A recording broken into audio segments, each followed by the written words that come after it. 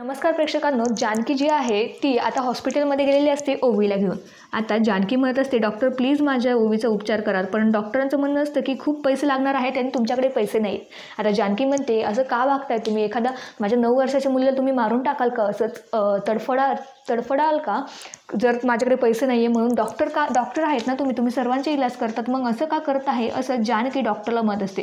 जानकी म्हणते की माझी मुलगी मला म्हणत होती, आई मला डॉक्टरकडे घेऊन जाऊ, डॉक्टरच मला बरं करतील असं म्हणत होती, आणि तुम्ही आता पैसे मागतायत. पैसे तर भेटतीलच हो, कधी ना कधी येतील, पण जीव तर परत येणार नाही ना, असं जानकी डॉक्टरांना म्हणत असते. आता जानकीचं हे बोलणं ऐकून तिचं ओवीबद्दल जी तडफड चालली आहे आई म्हणून, ते ऐकून बघून सर्व जे स्टाफ असतो त्यांच्या डोळ्यात पाणी येतं.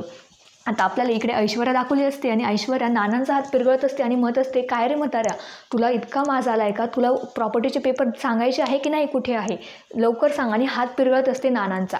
आता तिकडून सुमित्रा येते आणि सुमित्रा नेमकं ऐश्वर्या जेव्हा नानांचा हात पिरगळत असते तेव्हाच ऐश्वर्याला बघते. आता ऐश्वर्याचं सत्य सुमित्रासमोर येईल का? त्याचप्रमाणे डॉक्टर जे आहेत ते ओवीचा उपचार करतील का? हे बघणं रंजक ठरणार आहे. परंतु तुम्हाला ही मालिका आवडते का? घरोघरी मातीच्या चुली हे कमेंटमध्ये कळवायला विसरू नका. धन्यवाद.